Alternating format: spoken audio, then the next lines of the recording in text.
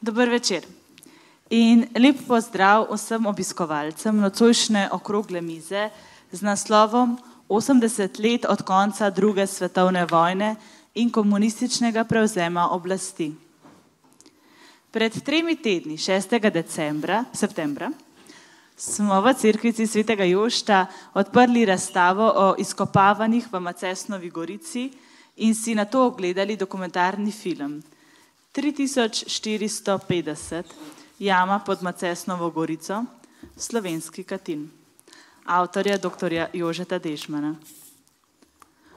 Oba dogodka, tudi nocojšnji, nas vodita k razmisleku o vzdušju v slovenskem prostoru v času, ko že razmišljamo o 80-letnici konca druge svetovne vojne.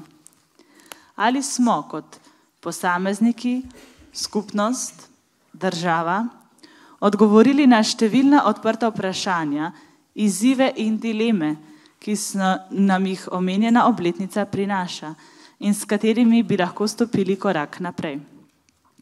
Ali smo na katerem od naštetih področji stopili celo korak nazaj? Enega od prispevkov k razmisleku ob 80-letnici konca vojne nam prinaša današnje srečanje, na katerem prav lepo pozdravljam nocojšnje goste. O usodah protikomunistične vojske v Šentjoštu bo spregovorila sodelavka Študijskega centra za narodno spravo Marta Keršič. Romana Bider nam bo predstavila pobudo vseposvojitev in priprave na dan spomina na žrtve komunizma, ki ga je aktualna vlada ob svojem nastopu ukinila. Dr. Peter Hribar, nečak nasilno umorjenega Rada in Ksenije Hribar z gradu Strmol, bo spregovoril o pobudi Rado in Ksenija Hribar, gibanje za odpuščanje in sožitje. Dr. Jože Dežman, predsednik Komisije Vlade Republike Slovenije za reševanje vprašanj prikritih grobišč in pobudnik ustanove Memores, pa bo podal razmislek o slovenski kulturni vojni.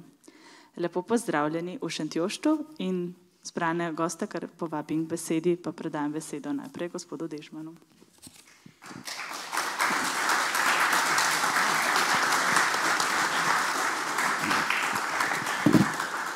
Gospe in gospodje, spet sem vas vesel.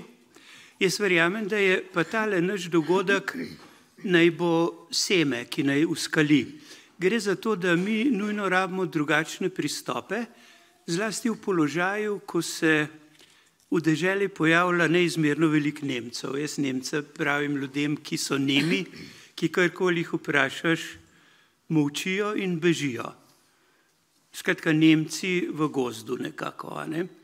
In iz teh gozov jih je treba zbezati, ampak nedvomno si pa moramo pomagati sami in iskati poti, da bo to naše skupno lepilo, naš skupni spomin, naše spraševanje o tem, kdo smo, koga imamo za sabo, kaj pred sabo, da bo čim bolj polno, vsebinsko in da bomo pripravljeni na naslednje leto. Če ne bomo spet imeli komunistični prevzem oblasti. Jaz bi rekel samo, da zakaj sem želel besedo za sekundo, ker, poglejte, Šentjošt je tudi kraj upora, se pravi prvič medvojnega, zdaj pa tega, da je spomin obstal, živo in Marta Keršič, Kavčiči, vsi, ki ste k temu prispevali. Ampak tukaj se nama je, ko smo se z Marto pogovarjala, o tem se je pojavilo vprašanje. Pred leti so bili na zaplani izkopani skeleti nekaj žrtev, za katere se je trdno verjelo, da so rovtarji. In po identifikaciji se je pokazali, da niso.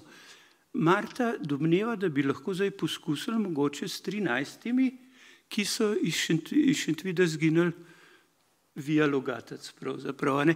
Poglejte, to je že eno vprašanje, kaj storiti za naslednje leto, če ne drugega. Drugo je pa resnica. Jaz sam delam zdaj popis protikomunističnih enot prve faze, se pravi vaških straž in drugih, in tam vsi se pogovarjamo okrog 6000, jaz jih imam 7500 in je popis še daleč ni kompleten. Se pravi, resnica je prva plast, okrog katere se pogovarjamo in to je resnica o enih ljudeh, ki so doživeli na usodo, ki je vredna spomina. In Marta, prosim. Najlepša hvala in lep dober večer. Jaz imam zadeve kar napisane, da bom strnila tisto, o čemer sem razmišljala. Začela bi pa z besedami našega pokojnega domačina Janka Mačka, ki je opisal dan po tistem, ko so 7. maja leta 1945 Šentjošt zapustili še zadnji domobranci in civilisti. In sicer je zapisal sledeče: Vas je bila kot izumrla, saj se zvonovi niso oglasili, ker ni bilo ne župnika in ne cerkovnika.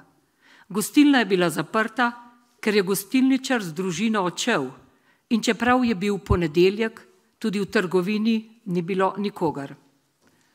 V svojem prispevku bom zdaj na kratko orisala, v kakšnih zgodovinskih okoliščinah so leta 1942 v Ljubljanski pokrajini začele nastajati vaške straže in se bom osredotočila na območje župnije Šentjošt, pri čemer pa bi rada izpostavila fenomen množičnosti vključevanja v protikomunistične enote, ki je za današnje razmere skoraj nepredstavljiv.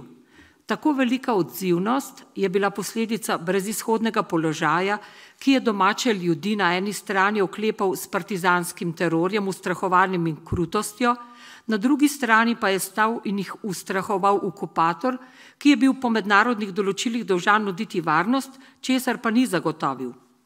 Na nek način in z današnje časovne distance lahko rečem, da so se ljudje za spontani odpor odločili dokaj pozno, mogoče naivno misleč, da se bo stanje le umirilo in normaliziralo. A v skrajno napetih razmerah in ogromni stiski, ko ni bilo več manevrskega prostora za ohranitev življenj in domov, sta bila oborožitev in obramba edini izhod. Pri zbiranju podatkov o možeh in fantih, ki so bili v času od julija 1942 do maja 1945 za daljši ali krajši čas vključeni v protikomunistične enote, sem prišla do izredno visoke številke, blizu 180 pripadnikov. Naj omenim, da je imela občina Šentjošt po popisu iz leta 1937 928 prebivalcev. V številko 180 so vključeni fantje in možje iz župnije Šentjošt s podružnicami Butajnova planina in Smrečje. V to kvoto je zajetih tudi nekaj posameznikov, ki so bili sicer rojeni v župniji Šentjošt, so pa občasno sodelovali in pristopili k domobrancem v sosednjih krajih ali v Ljubljani. Med njimi je bilo pri domobrancih v Suhem Dolu 7, v Ljubljani so bili 4, v Lučinah 3, v Črnem Vrhu 2, na Vrhniki 2, po eden pa so bili še v Rovtah, na Korenji, v Notranjih Goricah, v Samotorici in v Zaplani. Vsekakor omenjena številka kaže na neverjetno družbeno destabilizacijo, ki je bila od aprila 1941 na eni strani posledica neizogibnih razmer vojaške okupacije strani italijanskega in nemškega okupatorja, na drugi strani pa vzpenjajočega partizanskega nasilja, ki se je približeval Šentjoštu. Okupatorja sta občino Šentjošt razdelila med dve državi. Po pričevanjih domačinov je bil odpor proti Italijanom močan že zaradi slabih izkušenj iz časov Prve svetovne vojne in je bil njihov prihod ponižujoč udarec za mirno in razvojno naravnano podeželsko skupnost.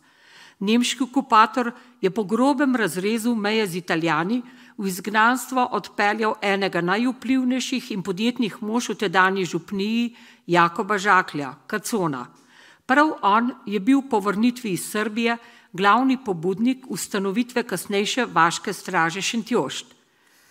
Če naredimo kratko primerjavo z današnjim časom, se lahko vprašamo, kaj bi se moralo danes, leta 2024, zgoditi v tej župniji, da bi se ustavilo delo v obrtnih delavnicah, v podjetjih, na kmetijah, da bi se prekinile dijaške in študijske obveznosti in da bi svoja vsakodnevna opravila opustilo 180 Šentjoščanov, starih od 18 do 50 let, ter se postavilo v bran svojih družin in domov.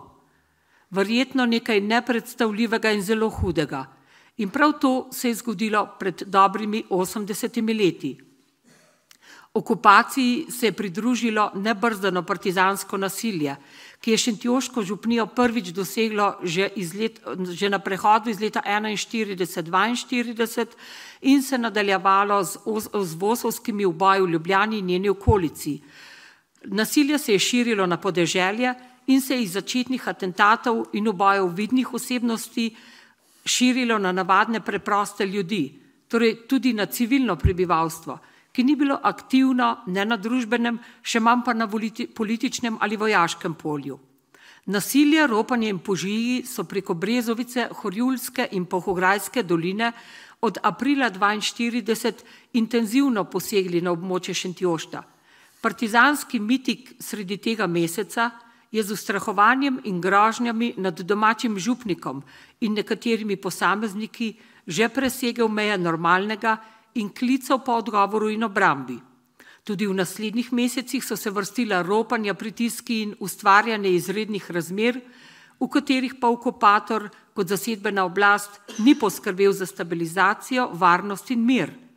Zaradi pretečih nevarnosti mnogi možje in nato tudi družine niso več spale doma.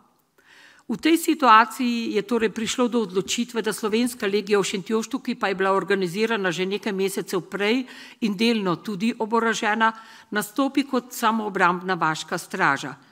Ustanovitev je odobrilo vodstvo Slovenske legije iz Ljubljane. Vaško stražo so dovolili tudi Italijani, ki so stražarjem dostavili nekaj pušk in streliva. Tako je uradno vaška straža nastopila 17. julija 1942. Stražari so bili preprosti kmečki možje in fantje, ki niso bili vešči rokovanja z orožjem in bojevanja. Če se spet povrnem na prej omenjeno visoko številko protikomunističnih pripadnikov, moram poudariti, da podatki glede števila članov vojaških informacij niso zaključeni in da lahko pride do odstopa navzgor ali navzdol, vsekakor pa številka ostaja izredno velika. Iz seznama, ki je nastajal v teku te raziskave, je razvidno, da je na postojanki najprej vaške straže v času njenega obstoja aktivno delovalo 77 članov iz domače župnije, 4 so bili od drugod. V pričakovanju italijanske kapitulacije se je posadka leta 1943 razdelila na 2 dela. Okoli 30 mož je ostalo v Šentjoštu, drugi pa so odšli na Vrhniko. Šentjoščani so se proti koncu oktobra vrnili z Vrhnike in se vključili v slovensko domobranstvo kot njegova 43. četa. Predvsem nekateri starejši pripadniki niso več aktivno delovali, pridružili pa so se jim mlajši. Število domobrancev je tako od formiranja čete do njenega razpada maja 1945 doseglo 127 članov. Starostna struktura članov se giblje nekje med 60 in 18. Najstarejši član je bil Oblak Janez iz Bržnikovega Malna in je bil rojen leta 1879. Torej je bil star 63 let. Najmlajši pa je bil Jesenovec Jakob Kozarjev iz Smrečja, rojen leta 1926, torej star 18 let. Tega leta so bili rojeni še ostali fantje, ampak on je bil izmed vseh najmlajši. Nekateri celo mlajši od 18 let so že tudi nosili orožje, niso pa bili formalno člani domobrancev. To je bil na primer Matičkov Matičk iz Potoka. Statusno oziroma socialno so protikomunistični borci pripadali naslednjim skupinam. 16 je bilo posestnikov oziroma kmetov.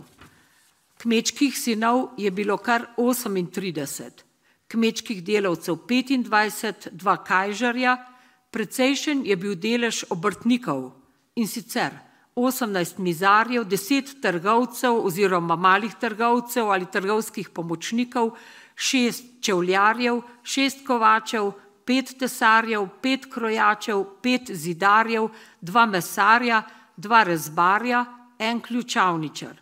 Med člani je bil tudi en učitelj, 7 študentov in en dijak. Od celotnega števila je bilo 107 samskih in 55 poročenih. Nekaj od njih se jih je poročilo tudi med vojno. Naprimer Petrčkov Jože Grdodolnik, Podolgršk, pa še nekateri drugi. To govorim za tiste domačine, ki malo bolj poznate ta imena. In če se sedaj osredotočim še na usode teh pripadnikov, nam zbrani podatki prinašajo naslednjo sliko. Od zabeleženih članov vaške straže oziroma domobranske enote Šentjošt je bilo med vojno 16 žrtev. In sicer 10 jih je bilo žrtev partizanskega nasilja, bodisi da so jih odpeljali od doma ali ustrelili nekje v bližini, ali pa so jih zahrbtno ustrelili iz zasede. 5 jih je padlo v bojih s partizani. En, mogoče ga lahko štejemo tudi v to kvoto, je umrl sicer že v taborišču v Šentvidu na rokah svojega brata junija 1945. Od navedenih so jih 11 pokopali v Šentjoštu, 2 sta pokopana na pokopališču v Ravtah, eden na ljubljanskih Žalah, za 2 od teh pa ni znano, kje so njuni posmrtni ostanki. Po koncu vojne pa je bila situacija sledeča. Tisti, ki so šli maja 1945 na Koroško in so bili potem vrnjeni v Jugoslavijo ter umorjeni, jih je bilo skupno 93 žrtev. Zanje se ne ve, kje so njihovi posmrtni ostanki. Enemu od vrnjenih je uspelo zbežati iz koncentracijskega taborišča v Šentvidu. To je bil Žakelj Pavel, krvinetov, ki je tudi prvi povedal, kaj se je z vrnjenimi zgodilo. Sam se je pridružil skrivačem in se kasneje umaknil v Združene države Amerike. 6 mož je po koncu vojne kot zadnja protikomunistična straža ostala v gozdovih blizu vasi, da so spremljali nastalo situacijo. To so bili tako imenovani skrivači. Jeseni 1945 so se umaknili v Italijo in po navodilih polkovnika Bitenca ilegalno prihajali nazaj v domovino. Spomladi 1946 so pomagali na varno Milanu Zajcu, ki se je rešil iz jame v Kočevskem Rogu. Leta 1948 so Bitenčevo skupino odkrili, skrivači pa so se potem umaknili v Ameriko. Ti možje in njihovi domači so bili tudi prvi soočeni s kruto resnico, kaj so zmagovalci naredili z vrnjenimi domobranci in s tistimi, ki so se šli javiti od doma. Novico jim je prinesel že prej omenjeni Pavel Žakelj, ki mu je uspelo pobegniti. Če zdaj nadaljujem žrtvami, 2 sta se skrivala in bila nato ubita nekje blizu doma. S Koroške jih je šlo v begunstvo 7 kot vojakov, 2 sta se kasneje vrnila. To sta bila Štantov Ata, ki je prišel iz Argentine, in Bržnik iz Amerike. V prepričanju, da se ne bo zgodilo nič hudega, se je 13 oseb javilo povojnim oblastem. Nekatere med njimi so prišli iskat na dom in jih odpeljali. Tudi ti se niso nikoli več vrnili. Vojno jih je preživelo 41. Med tistimi, ki so ostali doma in preživeli, jih je bilo 24. Od teh jih je bilo blizu 10 zaprtih v povojnih taboriščih oziroma v zaporih. Mnogi od njih so utrpeli hujše psihične in duševne posledice, ki so za dolga desetletja oziroma trajno zaznamovali njih same in njihove svojce. Drugi preživeli od teh 41 pa so šli v begunstvo. Raziskava je pokazala, da v župniji Šentjošt skoraj ni bilo hiše, ki ne bi bila tako ali drugače prizadeta strani komunističnega terorja. Da pa ne bom navajala le številk, dodam še nekaj imen in priimkov, nekaj osebnih zgodb. Ker je pač nemogoče, da bi predstavila vse, predstavljam nekaj izstopajočih primerov, ki kažejo na strašljive posledice komunistične revolucije v župniji. Usode teh in drugih posameznikov in družin so neizogibno in zavedno spremenile podobo tega podeželskega kraja in pustile posledice na prihodnjih generacijah. Najprej družina Žakelj, krvinetovi iz Suhega Dola. Lahko ste pozorni tudi na to, da v vsaki od teh družin je bilo res veliko število otrok. Pri Krvinetovih se je rodilo 11 otrok. Pri njih so imeli kmetijo, tu je bil tudi center protikomunističnega odpora. 3 bratje, France, Stane in Janko, kakor tudi njihova sestra Ana, ki je bila že poročena, pisala se je Grda Dolnik, so maja 1945 odšli na Koroško, bili vrnjeni in umorjeni. Ana je bila takrat visoko noseča. Njihov brat Jakob je bil ustanovitelj vaške straže v Šentjoštu. Kot sem omenila že prej, se je skrival v okolici po vojni in spremljal nastalo situacijo, kasneje pa se je umaknil v Italijo in Združene države Amerike. Brat Pavel je pobegnil iz zavoda svetega Stanislava. Pridružil se je skrivačem in tudi kasneje odšel v Ameriko. Brat Pepe je po vojni ostal doma in bil skrivač, Pozneje je bil begunec v Italiji in nato emigriral v Argentino. Brat Vinko je imel leta 1945 v Vetrinju novo mašo, potem je bil duhovnik v emigraciji, bil pa je stalno zasledovan od udbe. Njihova sestra Fanika je bila po vojni več let zaprta. Družina je bila praktično uničena oziroma razdrobljena po celem svetu. Družina Malovrh iz Smrečja, to so bili Čukovi, pri njih je bilo 13 otrok. Tam so živeli člani nekdanje zasedbe starih Čukov, predhodniki današnjega ansambla Čuki. Sina Tineta so že 26. julija 1942 odpeljali partizani in ga umorili v bližnjem Češirkovem gozdu. Pri domačih godcih je igral klarinet in bas. Brat Jože je bil najprej interniran v Dachau, nato v Gonars. Po vrnitvi so ga na poti zajeli partizani, a mu je uspelo pobegniti v Benečijo. Od tam se je izselil v ZDA po vojni. Brata Vinko in Miha sta bila pri vaških stražarjih, Miha tudi pri domobrancih. Oba sta vojno preživela. Miha se je po vojni dalj časa skrival in prav zato preživel. Preko njega in bratov Vinka, Janeza in Franca se je ohranilo ime Čukovih do danes. Naslednja preizkušena družina je bila družina Alič, Maršonovi iz Planine. V njihovi družini se je prav tako rodilo 13 otrok.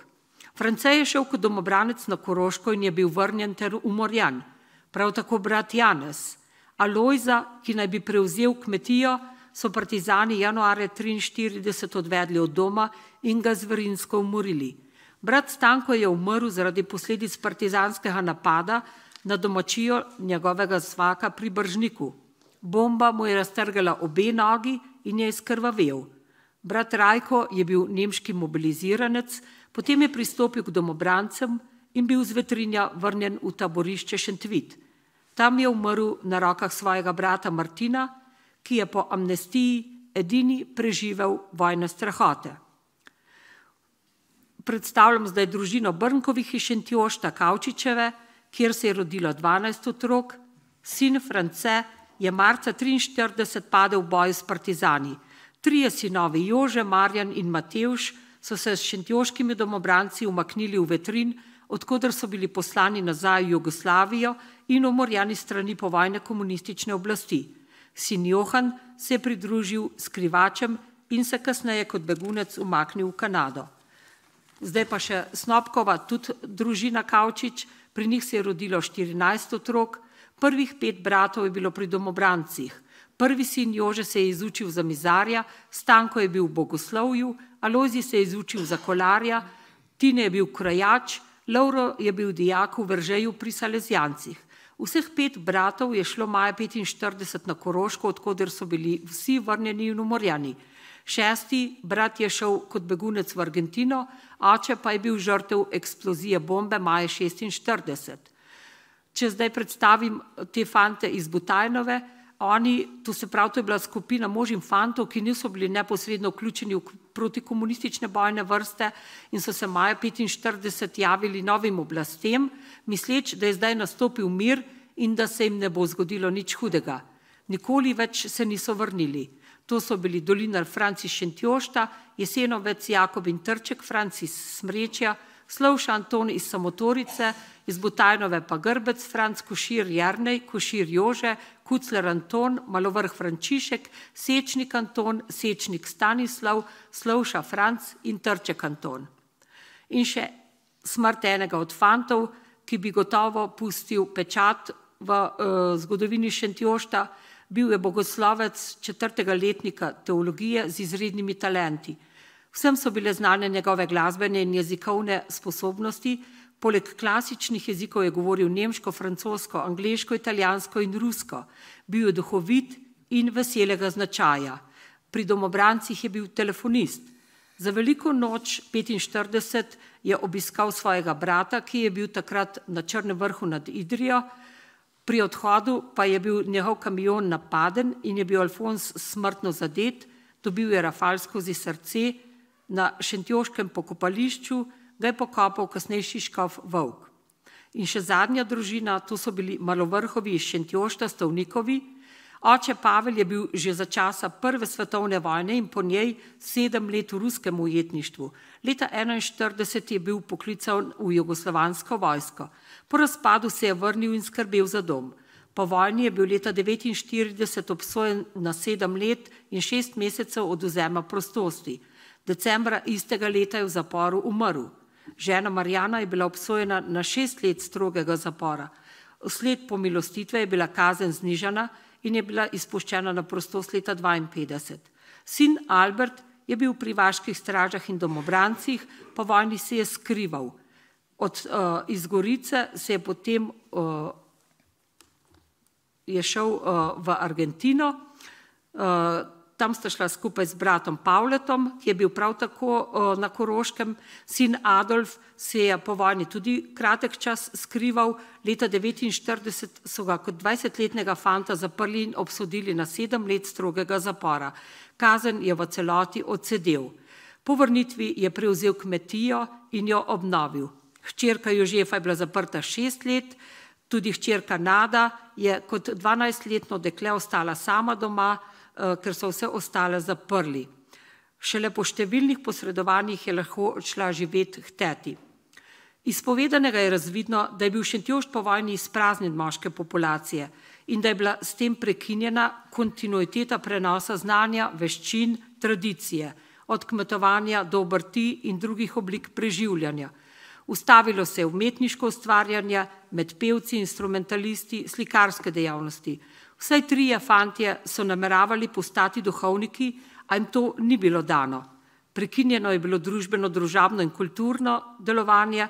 Edina institucija, ki je ohranila povezavo med življenjem pred in po vojni, je bila cerkev, ki je skrbela za kontinuiteto, predvsem v duhovnem smislu. Saj je tistim, ki so ostali, dajala upanje in vero, brez katere bi v danih razmerah težko preživeli. V današnjem prispevku sem se osredotočila na usodo mož in fantov proti komunističnih enot na območju župnije, ki pa je neločljivo povezana s situacijo, v kateri se je znašel preostali del življa, ki ni bil neposredno v bojnih vrstah. Dolgoročno pa so ga posledice vojne in revolucije globoko zaznamovale. Pri tem imam v mislih predvsem otroke, dekleta, žene in mame, ki so ostale prepuščene same sebi in so se kljub pritiskom in komunističnemu nasilju, ki se je nadaljevalo, zmogle spoprijeti z nerazumno težkim položajem, soočiti z izgubo najbližjih in kljub vsemu zaživeti v upanju, da je vredno ostati na tem skromnem koščku zemlje. Ko so novembra 1945 na domačem pokopališču prižgale nekaj svečk v spomin na može in fante, za katere so že slutile, da se ne bodo vrnili, so s spominom stopile v javni prostor in začele žalovati. Čeprav je bil spomin nanje večkrat tih in skrit, pa je bil to vendarle skromen začetek soočanja s travmami, poti do odpuščanja in pogleda v prihodnost. Kljub ostremu komunističnemu nasprotovanju so ostale zavezane nekdanjim vrednotam in zdravim koreninam in zmogle preživeti. Prav te žene so potrebne bodočega zgodovinskega razmisleka in raziskav in mogoče se ob priliki posvetimo njim. Hvala za pozornost.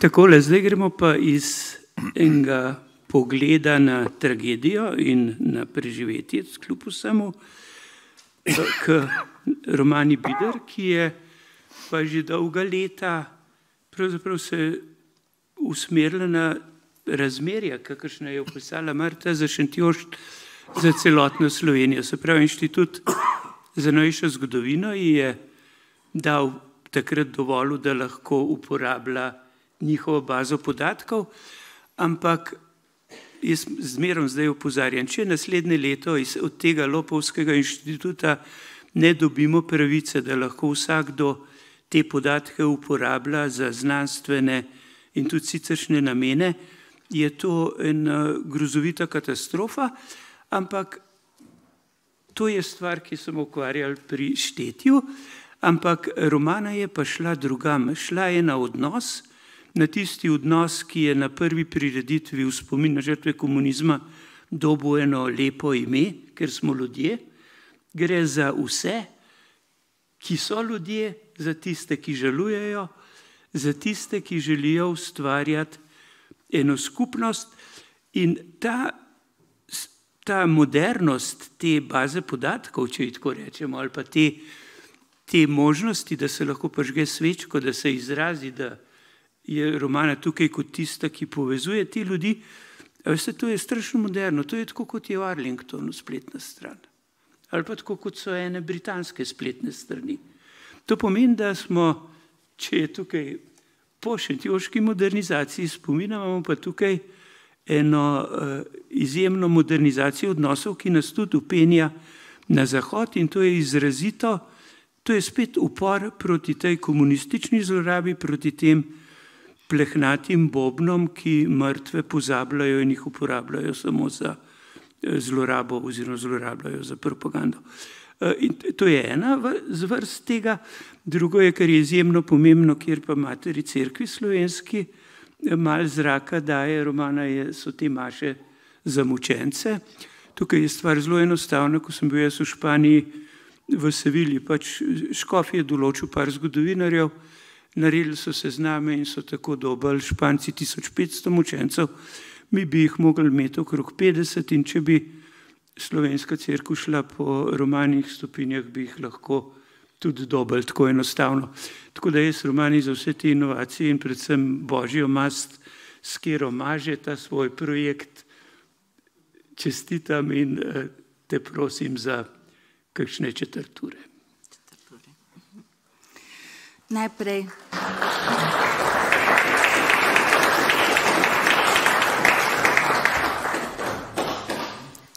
vse prav lepo pozdravljam in sem vesela, da sem v takem lepem krogu ljudi, ki imate občutek za tole tematiko, ki je težka.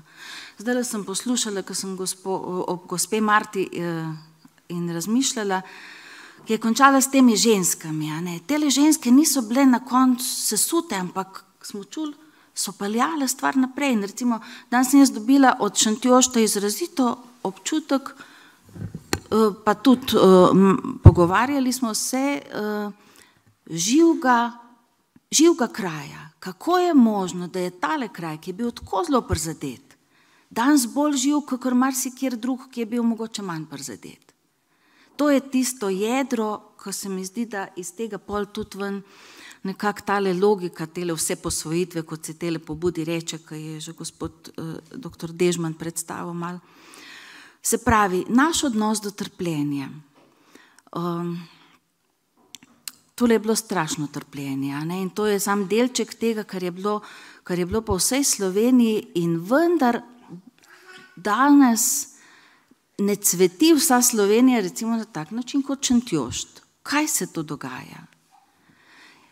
Recimo, jaz sem zmeraj fascinirana, ko vidim ljudi, Slovence, ki prihajajo iz Argentine. Pričakovali bi, da bodo to najbolj taki zagrenjeni in žalostni in seveda maščevalni ljudje, pa nič od tega. Iz Argentine prihajajo najboljši ljudje in jaz nekako si predstavljam, da je to eno tako slovensko seme, ki je dol ustalo, in sicer zaradi tega, ko pač ni bilo pod tem ideološkim pokrovom, pod katerim živimo mi, ko ne smemo se spominjati takih stvari recimo in vse tele strašne zgodovine. In nekako v osnovi te pobude vse posvojitev je to, kako zdaj je lahko recimo jaz, ko sem malo mlajš, ko nisem pač doživela te vojne na svoji koži, tudi moji starši ne, jaz prihajam iz Zgornje Savinjske doline, tam so bile malo drugačne razmere, se pravi, nismo neposredno imeli tega pač takih izkušenj, kakor tukaj. Kaj lahko jaz naredim, ko me pa to boli, tole, kar je zdaj gospa Marta pripovedala, to je strašno, kaj narediti ob vseh tehle družinah, ob vsem tem trpljenju, kaj narediti? No in to je nekako bilo v osnovi približno 12 let nazaj mojega razmišljanja, kaj bi to vsak posameznik lahko naredil. In je prišlo pač do ideje, da lahko bi morda vsak vzel eno izmed oseb, ne glede na to, na kateri strani je, za svojo. In jo z njo živel na tak način, kot z takim bližnjim kot svojim sorodnikom, da bi njegovo življenjsko zgodbo vzel za svojo, pa magar bi se z njo ne identificiral v takem smislu, da bi mu bila za zgled. Tle odzad je ta logika. Jaz se zelo pogosto spomnim na svetopisemsko Evo. Ona je bila mama 2 fantov, Abela in Kajna, ki sta bila različna. Eden je umrl, je bil ubit, drug je zablodil, drug je bil morilc. In tista mamina drža je pa najbrž ostala do obeh naklonjena in do obeh ljubeča. Ne glede na to, da je gotovo pač bilo odzad mamina huda bolečina ob vsakem posebej. In jaz si nekako predstavljam, da bi mi morali poskušati, če nas tale slovenska situacija, ki po 80 letih je skoraj čedalje bolj zavozlana, nam je čedalje manj, poskušati iskati to materinsko držo. To sočutje do vsega nekako, ker je bil upleten v ta strašen čas. Ker recimo moja generacija, pa večinoma vaša tudi, je tista, ki zaenkrat še nismo imeli vojne, razne 10-dnevne osamosvojitvene vojne.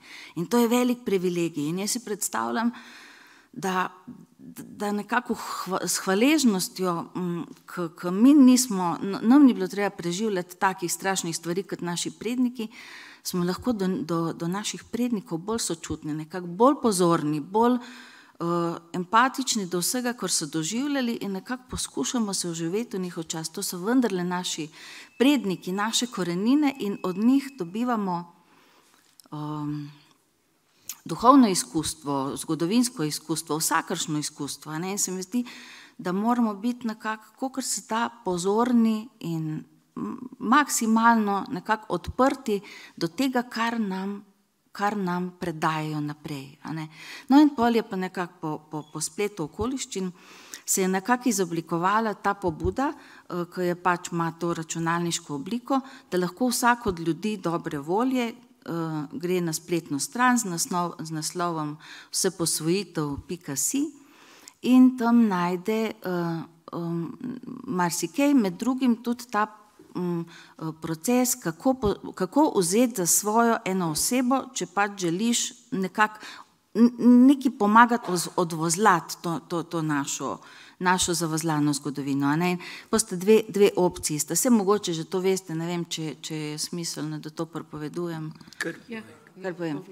2 načina sta. Jaz sem si najprej predstavljala, da bi se prepustili na ključnemu izboru, da dobim pač eno osebo, ko mi jo računalnik zbere.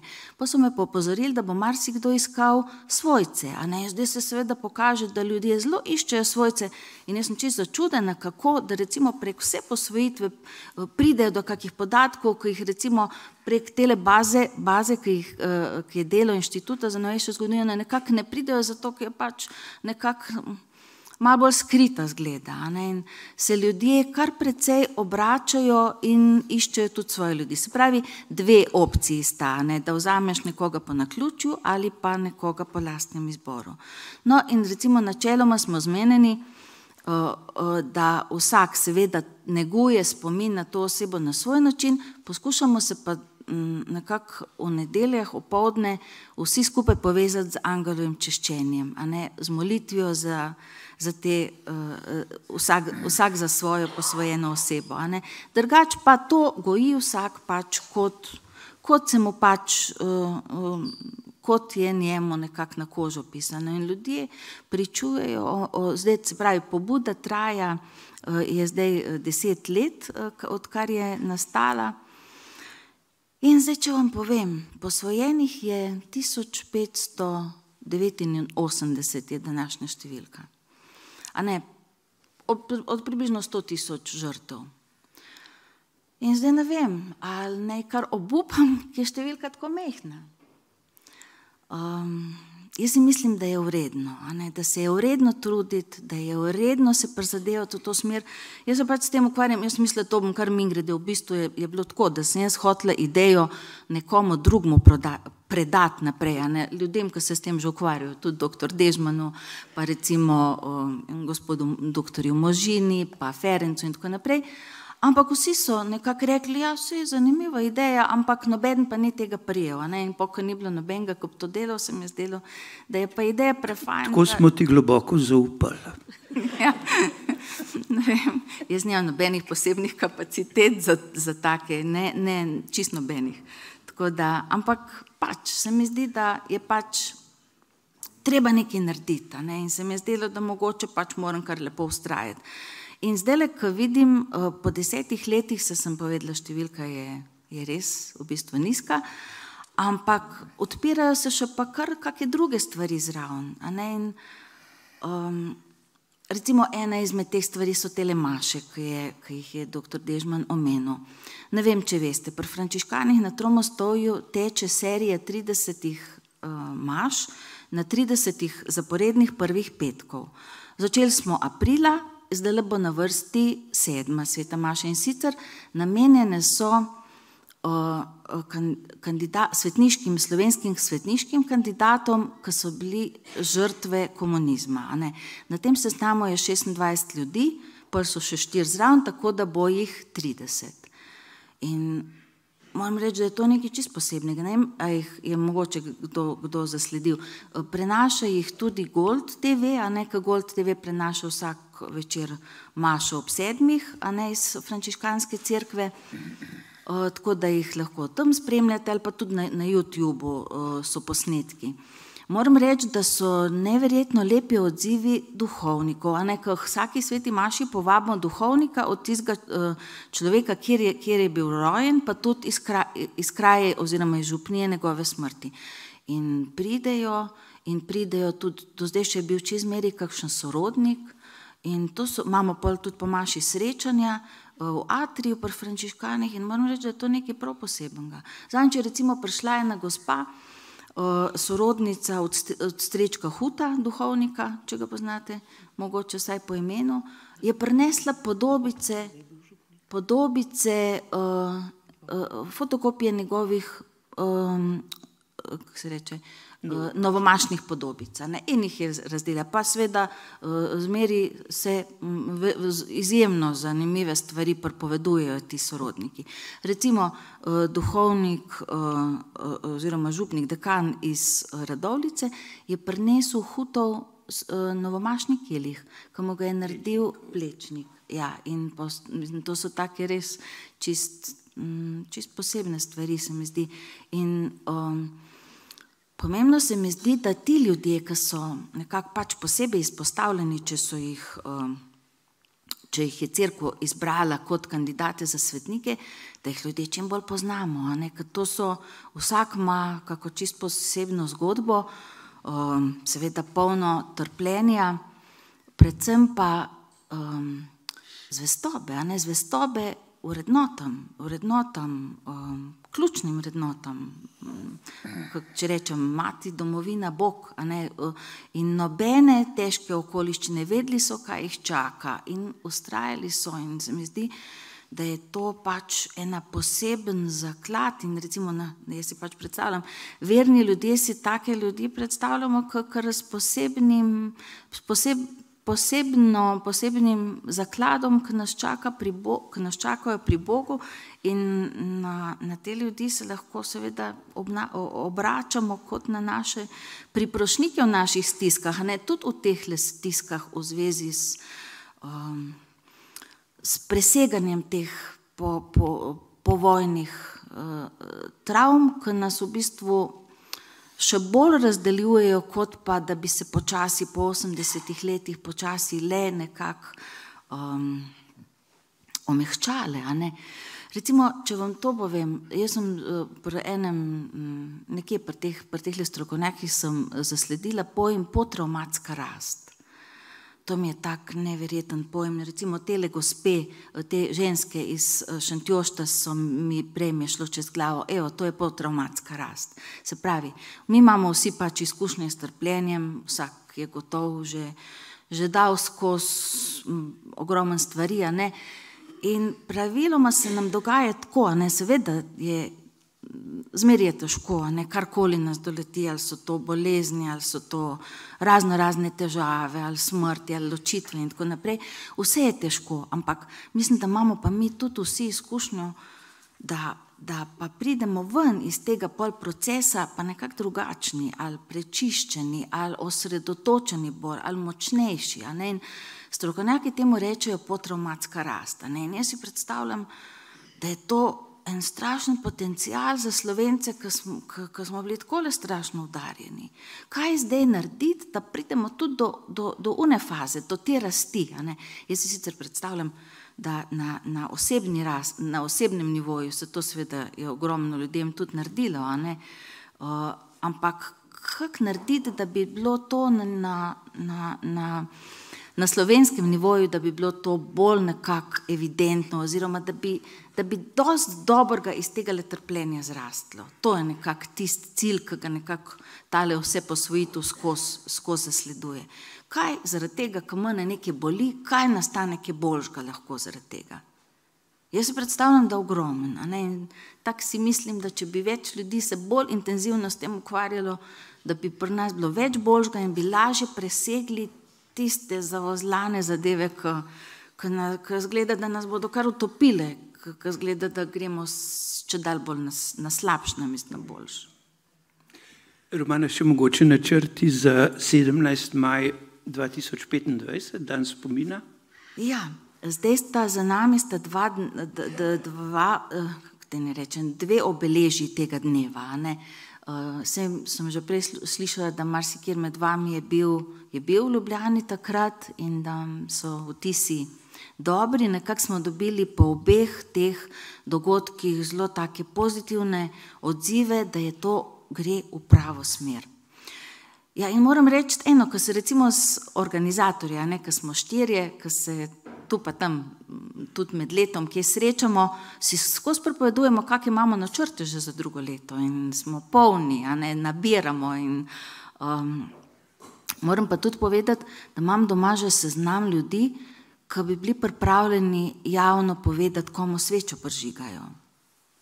Se pravi, imam občutek, da tisti ljudje, ki so bili dolgo leta, desetletja v strahu, pa zatirani, pa ki ni se smelo niti misliti skoraj na te strašne zadeve, kaj šele ki govoriti, da dobivajo počas pogum, da se pravim, že zdaj, zelo malo po majski slovesnosti so se mi začeli javljati in imam že seznam. In tako da, če je med vami kdo, ko bi želel to javno kaj povedati, lahko se mi kar oglasi. Bom vesela. Ja, mislim, da bomo, zdaj ne vem, to delo v svojem imenu govorim, nismo se še pogovarjali, ampak mi bi kar ustrajali pri tem datumu. Tako da...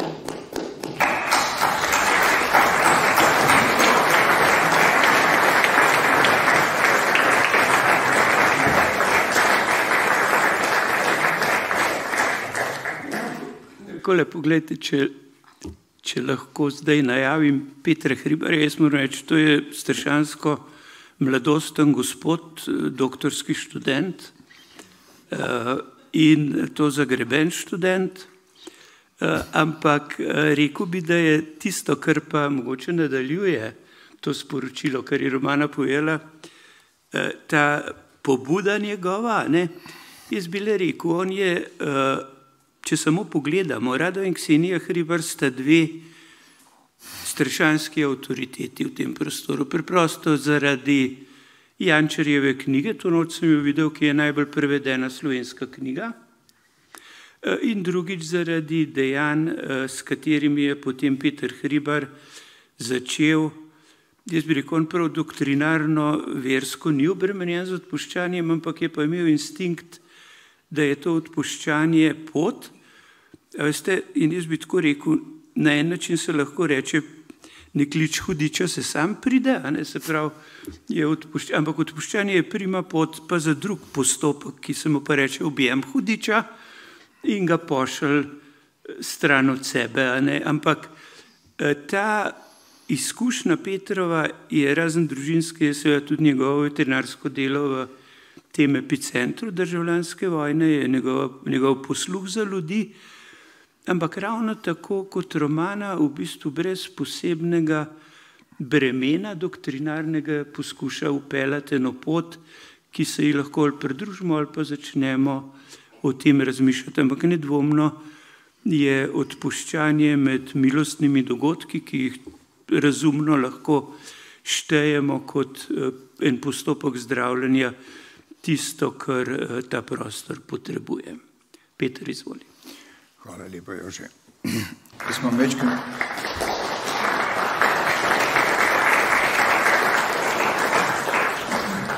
Najprej vsem skupaj en lep dober večer. Jaz imam večkrat težav z glasilkami, ker sem, kot je Jože rekel, mladosten.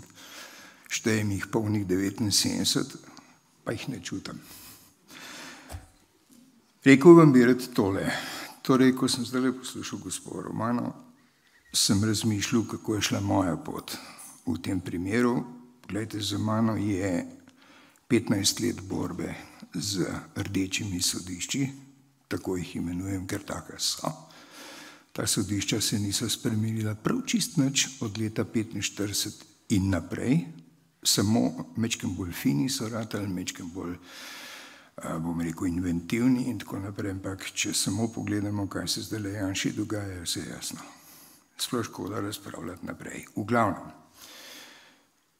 15 let borbe z sodišči je za menoj z željo, da rehabilitiram ugled pokojnega strica in tete, kar mi je na koncu uspelo, ampak ne vem, če je bilo čisto vsem prav, mislim, da ne.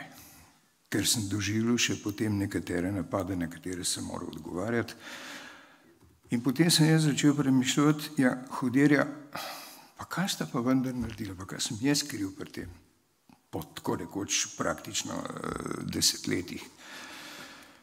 In sem začel razmišljati, v meni je vrelo čudale bolj, ker sem na terenu, kjer pač sem živel in še vedno živim z veseljem, to se pravi v sosednji Cerknici, vi pa veste, da je ravno to območje Notranjske doživljalo najhujše travme, poleg vas v Šentjoštu. Loška dolina, torej če to začneš proučevati, vam povem, ne boste spali. En lep cajt ne boste spali, ko vidiš, kaj se je dogajalo. Ne? Ampak dobro, to je paralelna zadeva, v glavnem, jaz sem potem razmišljal maščevanje. Nekomu se moram maščevati, ker moram pri sebi odprt tisti ventil, ki me je tišil, na kar sem po dolgih razmišljanjih in pogovorih s parimi pametnimi ljudmi prišel do ugotovitve, da to ne vodi nikamor. To počnejo še danes na levi strani, da ne bom rekel komunisti, ekskomunisti, pa prefarbani, pa tisti, ki so še vedno trdno prepričani. In te komunisti so edini, ki jih jaz spoštujem. Ker niso dvolični, točno veš, s kom imaš opravka, poveš mu obraz, kar mu gre, on ti vrne nazaj, ampak zadeva je čista. Veliko bolj se bojim tistih zahrbtnih, ki obstajajo. No, kakorkoli, jaz sem potem začel premišljati, kaj narediti. S pomočjo Jožeta sem se potunkal v študij na stara leta in nam zdaj bi lepo mirno pil zjutraj čaj, pa bral časopis. Sam čakam, kdaj bo 5 minut, pa da me bo žena pustila, da grem naprej v knjige. Samo do zdaj je približno 35.000 strani prebranih literature z obeh strani. Namreč odločil sem se pa takoj, če bom šel v kakršnokoli akcijo, grem kot nevtralna oseba. Mene ne zanima levo, ne zanima me desno. Hočem imeti naravnost, čisto z resnico. Kajti resnica je temelj vsega pri tej zgodbi. To vemo, to vsi vemo. In toliko zamolčane resnice, toliko ponarejene resnice, s katero imamo mi opravka že 80 let, tega je dovolj. To se mora nehati, mi moramo udariti s pestjo malo bolj po mizi, ne tako ljudno, z titulami gospod, gospa in tako naprej, ampak je komu treba tudi povedati kakšno ostro. In to se bo moralo zgoditi. Lejte, čist preprost primer, ravno ko je šlo za tole zadevo, ki vam bom zdaj tako razložil, sem jaz pisal predsednici države, Nataši Pirc Musarjevi, 2 pismi do zdaj.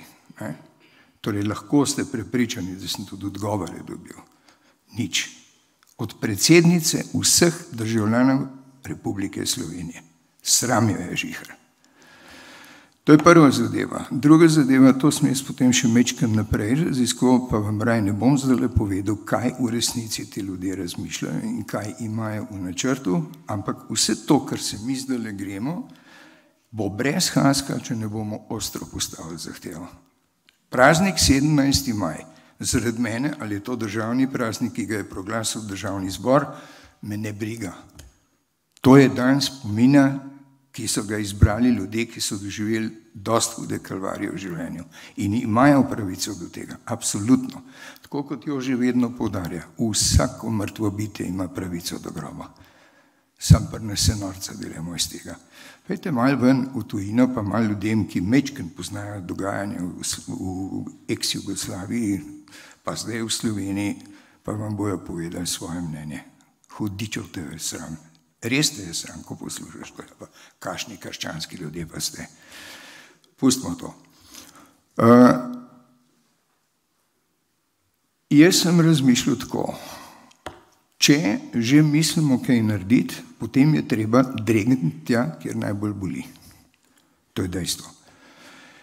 In sem rekel, gledajte, pravzaprav, če sem jaz nekomu nekaj grdega naredil v življenju, pa potem pride do odpuščanja te osebe meni. Me je sram, do konca me je sram lahko, pa ne sem to. Začnemo jih premišljati, kaj pa to pomeni, ne? In odpuščanje kot ena najvišjih vrednot človeške etike je tako orožje. Lejte, jaz sem prosil dvakrat do zdaj predsednika Zveze borcev, odnosno za vrednote narodnoosvobodilne borbe, za en sestanek, za en pogovor. Ta prvič se je spretno izognil, sicer zelo spoštljivo, ta drugič pa ignoriral. Pa ne bo več dolg. Vam povem, da prej slej jih bomo pripravili te ljudi, da se usedemo in se zmenimo. Kaj je osvobodilna borba, kaj je partizanski boj in kaj je komunistična revolucija. Pa naj se pa opredelijo. Vam povem, ko začnete, če resno vzamete to literaturo, ki je do zdaj na razpolago na teritoriju celotne Jugoslavije, pustimo zdaj zunanje stvari, pa spravna gibanja in te zadeve, ostanemo doma, se slika zelo jasno pokaže. In jaz trdim eno, torej stvari, o katerih se je do zdaj pisalo, in so, nekatere so malo tendenciozno napisane, nekatere so dosti poštene, predvsem je pa zelo veliko resnic, o katerih do zdaj nismo vedeli nič. Večina ljudi še danes nič ne ve o teh zadevah. Kako se je dogajalo, kje se je dogajalo in tako naprej. Tako da v bistvu pravzaprav naši zgodovinari, saj tisti, ki so dovolj pošteni do predmeta, do zgodovine, tu bom omenil nekatere ljudi, ki absolutno ne zaslužijo besedo zgodovinar, ker preprosto potvarjajo in lažejo na debelo. Jaz mislim, da je skrajni čas, da dejansko pridemo z resnico na dan, odnosno da udarimo z najmočnejšimi orožji, ki jih imamo. In eno takih orožij je sigurno odpustiti potomcu, govorimo o tretji generaciji. Od vojne sem. O tretji generaciji teh potomcev, pa pač kar je še živih tja do 80 let starosti približno, da se te ljudje resno zamislijo in se odločijo, ali so pripravljeni v sebi to zadevo tako daleč pripeljati, namreč ta pot je dolga, zelo dolga in čist prostovoljna mora biti. Tle ne sme biti nobene prisile. Jaz nimam nobene pravice nekomu reči, tebi so pa ubili od te familije, ta stari so ubili našega, ta starega, kaj ti misliš, da bi naredil en tak korak? Ne. Jaz mu lahko samo omenim, lej, to možnost imaš. Kaj ti to vam pa lahko iz osebne izkušnje povem, tisti trenutek, ko sem jaz izrekel, vi veste, da sem, mislim, da prvi v Sloveniji, ki je to javno naredil, izkoristil sem pač priliko, to se je zgodil. Ne morete si misliti, kakšen kamen pade srca. Dejansko, dve stvari sem s tem dosegel. Prvič sem sam sebi zaprl pot o kakršnem koli nadaljnem razmišljanju, premišljevanju, ja, pa to boli, pa to se je zgodilo, pa krivica, pa svinarija, pa ne vem kaj še vse. To je vse odpadlo. Rekel sem, odpuščeno jim je, sicer samo tistim, ki so imeli krvave roke, od njihovega poveljnika naprej nič več, da ne bi kdo mislil, da je s tem oproščeno tudi Kidriču, Kardelju in ostalim, jih bom kar direktno imenoval to, kar v resnici so, to so zločinci. Pa pejte brati literaturo, pa boste debeli gledali, tako kot sem jaz gledal debeli. Kidrič je bil sošolc mojega očeta. Po vojni sta se srečala. Mislite, da ga je poznal? In če še naprej poznaš detajle iz njegovega življenja, se samo sprašuješ, ali je to mogoče. To je človek, ki nima roke krvave samo dokle, ampak ima roke krvave dokle, odnosno celo telo je krvavo. In tako naprej. Pustimo. V glavnem, rekel bom takole, poglejte, če vi, prvič je to ena poteza, ki jo je zelo težko narediti. Ne mislim, da je to tako lahko. Poglejte, do zdaj smo trije, ki smo v Sloveniji to naredili javno. Eno je Lojze Hudnikov in člani njegove družine, se pravi potomci. Lojze je doma tamle blizu Dobrove, ne vem, imena vasi se ne spomnim, zdaj pa se ni bistveno. In ta drugi so Umnikovi iz Šenčurja pri Kranju, to je nekdanji župan, predvojni zelo napreden, zelo sposoben človek, ki je tudi padel na tak način tipično, da ne bom rekel kakšen, a ne? Skratka, potem sem še jaz, trije smo. Glede na Romanino številko nas je še bistveno manj. Ampak pogledajte, čas dela svoje, tako kot Romana na tihem upa, da bo nekoč lahko rekla, ta številka je taka, taka, taka, tudi jaz upam, da nas bo ena par. Zakaj gre? Cela zgodba se začne seveda s tem, da najprej dobro spoznaš dogodek, o katerem razmišljaš in kjer so pač udeleženi tisti, ki naj bi jim bilo odpuščeno in tisti, ki bodo odpustili.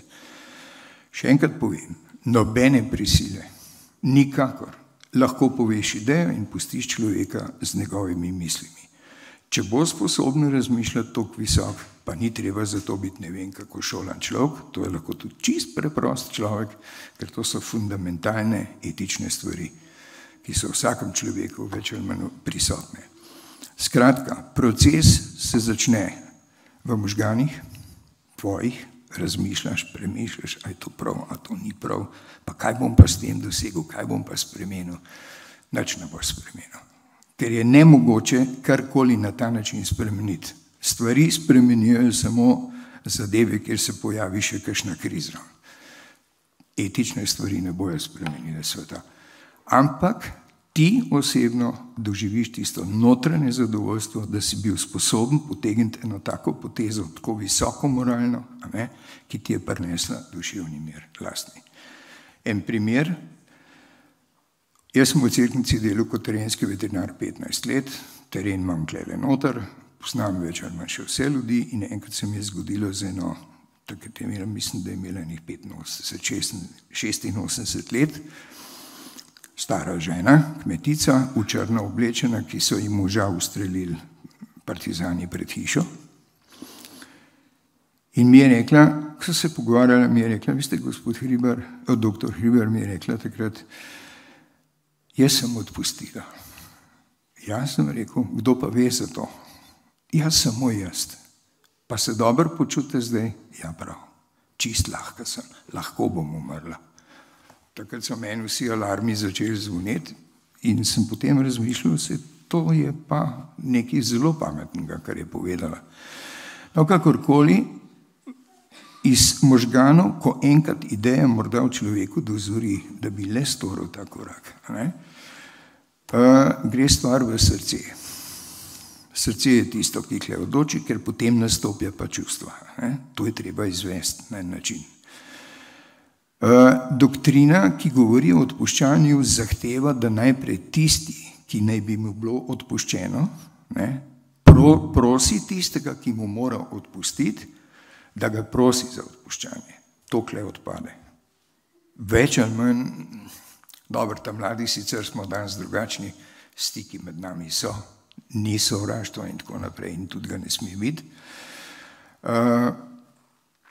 Važno je, da pravzaprav ta čustveni del premostiš na ta način, da ostaneš pri tem dostojanstven, da ohraniš svoje človeško dostojanstvo, ne pa da zdaj, ja veš, zdaj bi bil pa čas, pa na ta način. Ne. Mi smo to rešili na en zelo zanimiv način, moram reči, da je dobro udaril.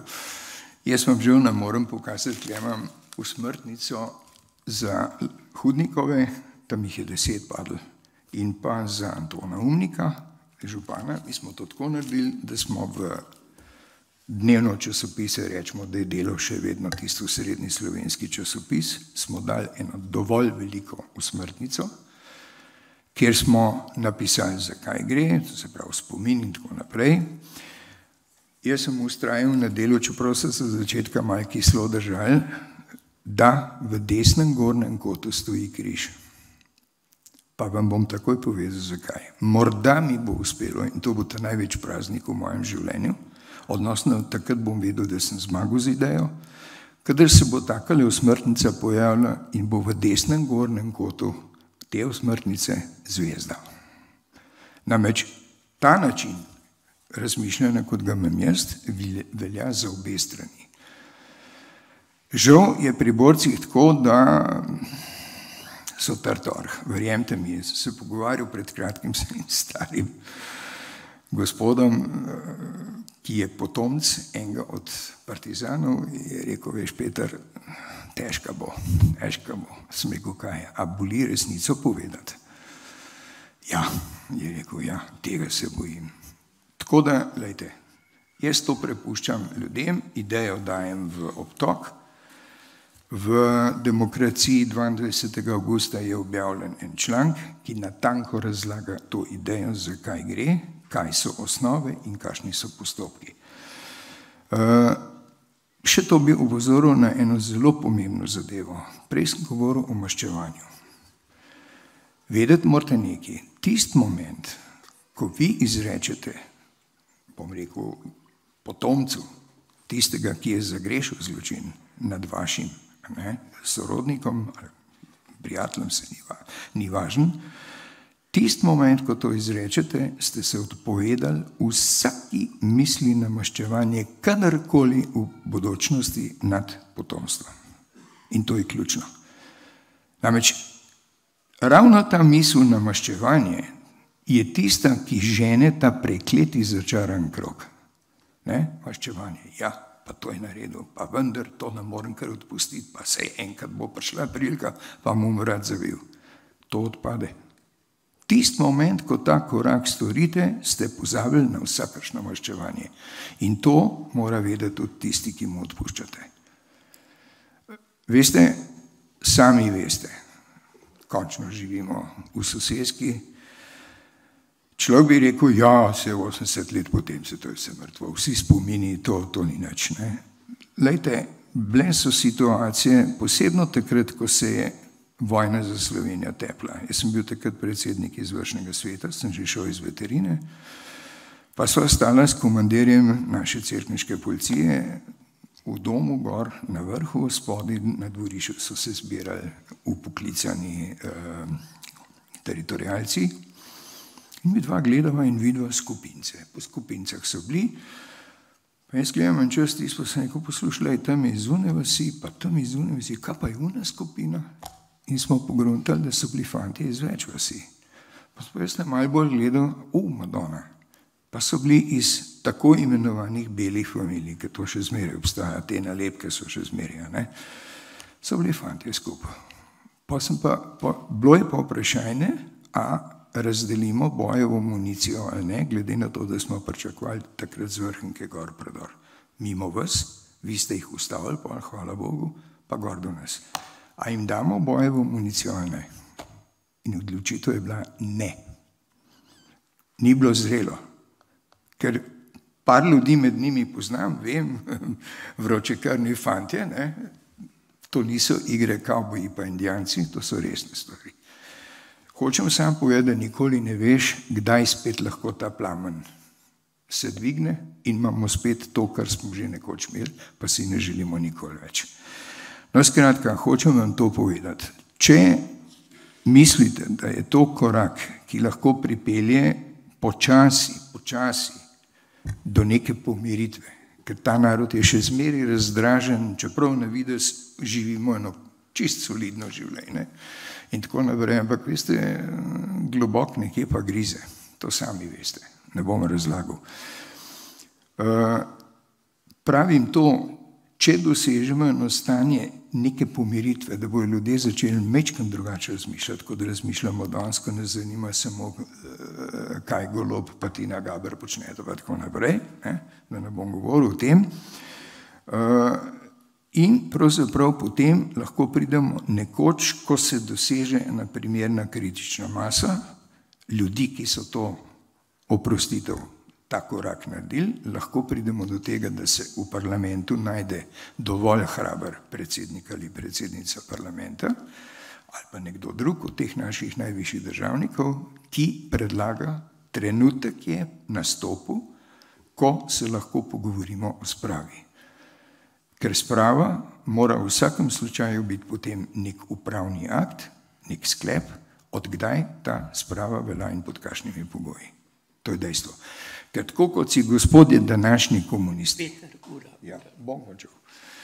tako kot si oni zamišljajo, da bo pač parlament sklepil, zdaj bomo pa govorili o spravi, pa se bojo pa 10-12 ur preklali med sabo, na koncu bo pa sprejet sklep, od danes zvečer od polnoči dalje smo spravljeni, tako ne bo šlo. Jaz vas bi sam še tole čist na kratko, Jože, če koga zanima to malo bolj, pa želi stopiti z mano v kontakt, ker jaz sem še vedno popolnoma sam pri tej zadevi, postavljam nekako organizacijo, se lahko obrne name ali na telefon, ali preko e-maila, naslov dobite lahko pri gospe Marti, ali pa če pokličete na Demokracijo, ni problem, in bom se rade volje oglasil in pomagal to stvar speljati. Ker postopek je mečken, ni še mimo grede, ni stroškov, razen za oglas. Pa se bomo pogovorili malo bolj naprej, predvsem bi bilo pa prav, da pride do vas ta članek. Tle vam je vse jasno. Ni nič tazga noter, kar ne bi bilo razumljivo. Se upravičujem, malo dolg sem bil, hvala lepa.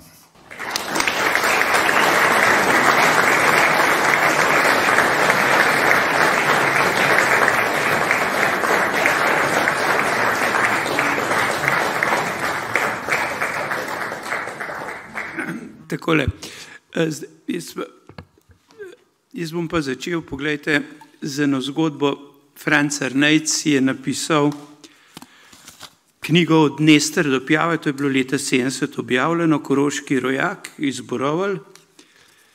In se pravi, avstrijski vojaki, naprimer, tole seveda po slovensko in piše, naprimer, ko 3 mlade ženske v Galiciji najdejo, ko pridejo nekaj v vas nazaj iskati in jih obesijo. In on pravi, to je pač krivica, ki se godi tem ljudem, v Bogu ljudstvo koliko trpi. Nočjo je pač strašna noč. Vso noč morijo te uboge domačine, kakor živino. Potem naprej pravi, častniki so sedaj kot divjaki, grozno nas trpinčijo za vsako malenkost, pa še privežejo te za 2 uri. In tako skozi celo knjigo in šel je tale naš Franc Arnejc od Galicije na Soško fronto, se pravi 4 leta. Ampak kaj je zanimivo? Zadnjič pa berem pregled avstrijske historiografije Prve svetovne vojne in pravijo Franz Arnejc, vulgo Lassenik, to so pa ta pravi spomini avstrijski. In so izdali iste spomine s ponemčenim Francem Arnejcem, ampak zdaj tale naš rojak koroški je na nek način, pa lahko rečemo, da ali bi bil Slovenc ali Nemc, samo da je zmogel v tistih strašnih časih obdržati zdravo pamet. In mi zdaj vsi se pogovarjamo o eni borbi za zdravo pamet. Ampak tale Franc Crnejc, a veste, ima zanimiv, njegov koroški rojak je pa napisal potem za drugo vojno eno knjigo po sili vojakov, mobilizirancih v nemško vojsko. In mi smo oba projekta leta 90, ko so mobiliziranci v nemško vojsko prvič vstopili v javnost, in pred leti, in smo ugotovili, da če so včasih šteli, da naj bi bilo gorenjskih mobilizirancev v nemško vojsko 5000, da jih imamo zdaj 14 000. Da ni 1000 mrtvih, ampak 1700 in nekaj več. Se pravi, tukaj prihajamo takoj do problema usode, do problema laži, do problema enih takih osnovnih opredelitev v življenju.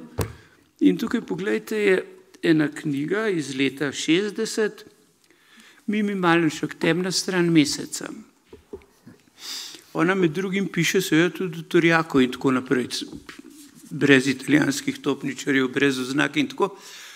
Ampak tako kot iz teh naših koroških rojakov sledijo ena dejanja pri nas, mi smo le, če gremo od Drnejca naprej, od leta 2014-2018 je Slovenija doživela kulturno-spominsko revolucijo, kar se tiče prve vojne. Se pravi, te revolucije so v tem prostoru možne. In mi se pogovarjamo, kako revolucijo narediti tudi za, recimo, v 80-letnici v letu 2025. In to orodje, ki jih že imamo, je seveda rodilo. Temna stran meseca leta 1998 ima naslov Kratka zgodovina totalitarizma v Sloveniji. In je bila res kratka, ne popolna, popolnoma, bi rekel, začetna, ampak orjaško delo. Drago Jančar se je tudi s tem projektom uvrstil med ene velikane upora in spomina. In mi imamo zdaj ravno odlično priložnost ob tem, da, veste, mi imamo zdaj eno vlado, če smo prej imeli od leta 70 do leta 90, smo imeli, so rekli, najprej svinčena leta, potem smo pa imeli, to se pravi 70 leta, 80 leta, so bila pa že razkroja. In takrat v 70 letih se je še zmeraj verjel, da se da s komando pa s prisilo spomin krotiti. In je Drago Jančar šel v zapor zaradi tega, ker je prinesel knjigo V rogu ležijo pobiti nazaj. Mi imamo zdaj tega prsmuknenega kolega Premka in en par teh svobodnaških oslov, ki nam hočejo v zakonu opredeliti, kaj misliti, kako misliti. In pa pojma nimajo, o čem govorijo. Ampak jaz predlagam, da se mi usmerimo pa na drug model mišljenja. In to pa pomeni, glejte, zelo enostavno, kaj je totalitarizem. In zdaj gremo po kriterijih. Se pravi, diktatura ene stranke in ideologije in imenujemo nacionalna fašistična stranka, nacionalsocialistična nemška delavska stranka, komunistična partija Sovjetske zveze, komunistična partija oziroma Zveza komunistov Jugoslavije. Kult vodje Benito Mussolini, Adolf Hitler, Jozef Vissarionovič Stalin, Josip Broz. Ekspanzionizem, italijanski imperializem, nemški imperializem, sovjetska svetovna proletarska revolucija, pri nas Balkanska federacija neuvrščeni. Politična policija, policijska država.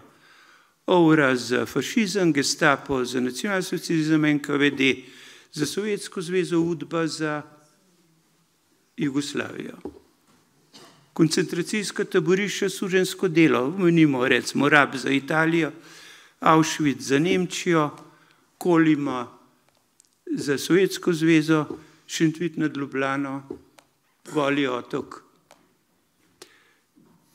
Vojni zločini in zločini proti človečnosti, druži vse to. Mučenje, ustrahovanje je povsod. Nadzorovani mediji, propaganda, volitve brez možnosti izbire, preganjanje opozicije, zatiranje svobodne pobude, znanosti, umetnosti, zatiranje človeških talentov, preganjanje manjšin, Romov, Judov, homoseksualcev, jehovcev. izgnanci, begunci, stigmatizirani, segregirani, diskriminirani, osovraženi drugi. Vse je isto, sovraštvo in nasilje. To je skupen imenovalec, tukaj ni milosti.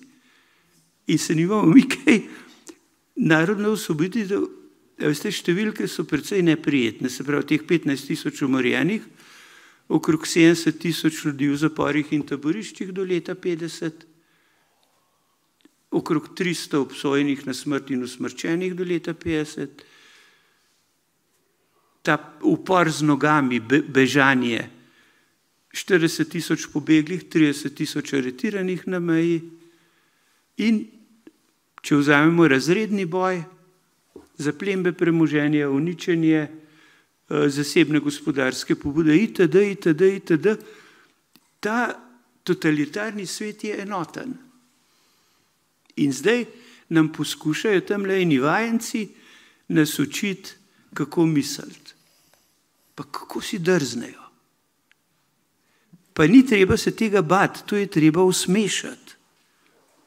To je komiš, leherlih bi se rekli po nemško. In tega se je, to je. In pogledajte, zdaj bom jaz šel na zelo enostaven model mišljenja, veste, ki mi včasih malo podcenjujemo, mi imamo tisoče primerov, kaj vse je bilo že narejeno. Zdaj, zanima me, koliko od vas je gledal film Kristoforos? Tukaj smo ga vrteli. Odlično, pravilno, ker Kristoforos, Andrej Mlakar, to je tam sreda 80-ih let, to je tako pomemben spravni film, je pa on izžažarjen tako, ne? Pa je njegov žlahtnik ima na primer spomine, ne, kaj je. Ampak, veste, to je imeniten izdelek. Ta Dorinov rock'n'roll, to je leto 91-90. To mi moramo neprestano obnavljati, kaj je bilo vse že narejenega. To je zakladnica slovenstva.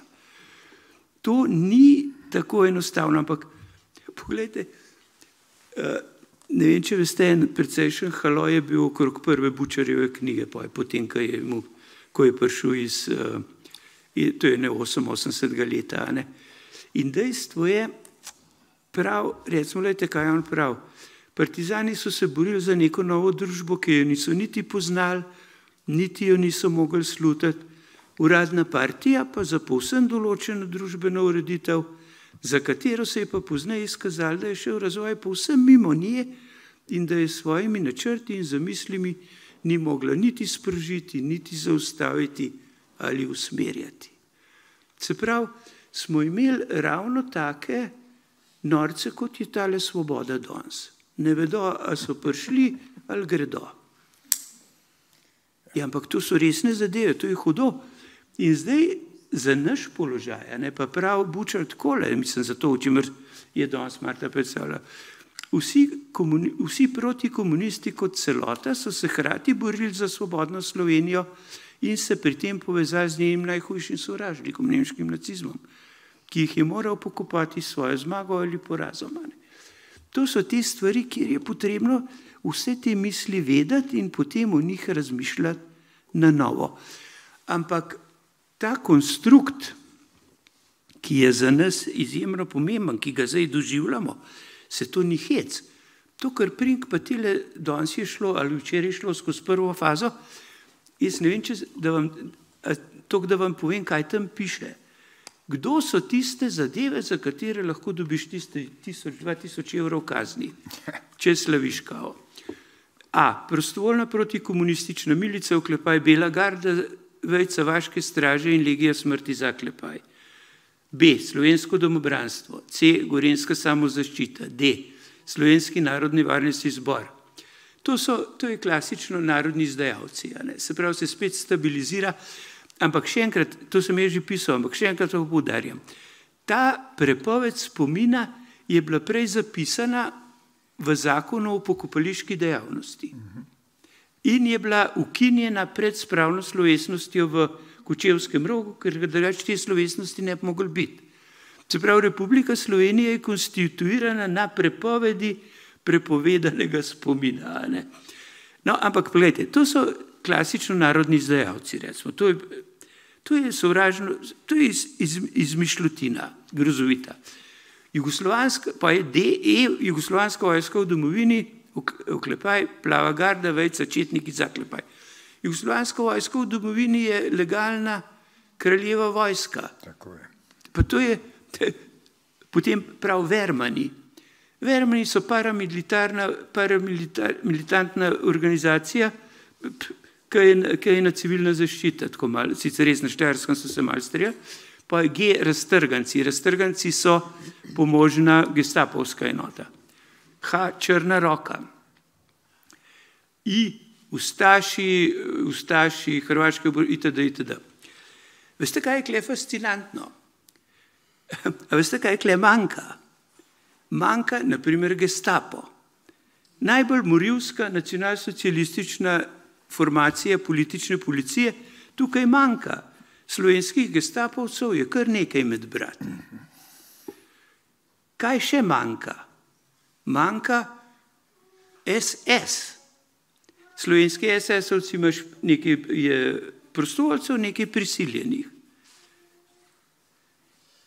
Kako je to možno, da najbolj dve elitne nacionalsocialistične formacije pa v pismeni kolega Prenk spusti? Manjkajo najbolj množični korpus, ki bi po Premku zaslužil, recimo, včasih se je rekel 133. člen, delikt mišljenja. 80 000 mobilizirancev v nemško vojsko, 30 000 mobilizirancev v italijansko vojsko, recimo 5 do 10 000 mobilizirancev v mađarsko vojsko. In seveda, glede na to, da je kolaboracija tako raztegljiv pojem, manjka upravna kolaboracija, se pravi vsi, ki so delali v kakršnem koli aparatu administrativnem, in smo na tem, da bo mogel kolega Premk tale člen raztegniti ali ga pa ukiniti. Ampak nedvomno, da imamo mi upravka s takimi osli, ki nam hočejo člen spet prepoved svobode govorjenja. In stvar ni naivna. Kar spomnite se histerije, ko so štirje v domobranskih uniformah samo prišli v Šentjošt. Pol Slovenije je padlo nezavest. Ampak poslušajte, to je popolna norost. Za ameriško državljansko vojno lahko ta hip postavijo na bojišče replike vseh enot. Kako smo pa šli državljansko vojno, če domobrancev ne bo smel biti, pa drugih protikomunističnih enot? In se še zgodovina igrati namo smel. Skratka, spet nas hočejo, jaz bi rekel, spet hočejo iz nas debile narediti.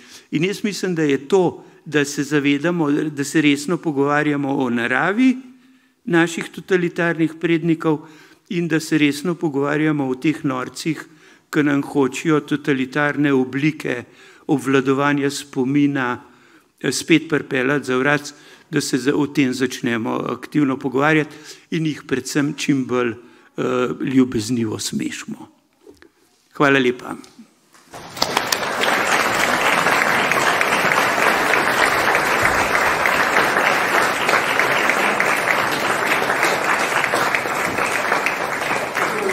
Glejte, zdaj jaz mislim, da je, jaz upam, da se je pokazalo, da se da kaj narediti. To mislim, da je, ker nobena od teh stvari še ni nevladna, ni prsesana na nobene seske in je iz dobre volje narejena. Seveda vas pa prosim, če bi kdo želel karkoli reči, karkoli povedati,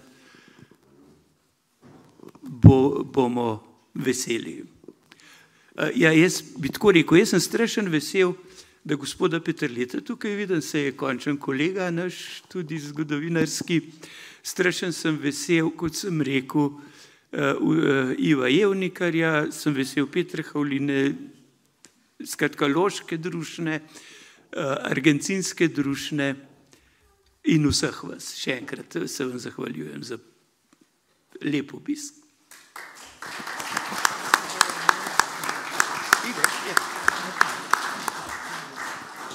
Se bom kar k vam obrnil, nerad hrbet kažem. Dober večer in hvala lepa vsem, ki vam ni vseeno. Ne vidimo se prvič v tej dvorani in imam zelo dober občutek, ker tako se je tudi pred davnimi leti začelo in smo neko spremembo dosegli, nismo pa dosegli vsega, kar smo si želeli. Jaz sem se oglasil k besedi tudi zato, ker sem bil v Demosu zadolžen za tisti del programa, ki je imel naslov Sprava. In se je takrat govorilo o pravici do imena, do groba, do resnice, do spomina in seveda o popravi krivic. Vemo, do kje smo s tem prišli. In rad bi se spomnil,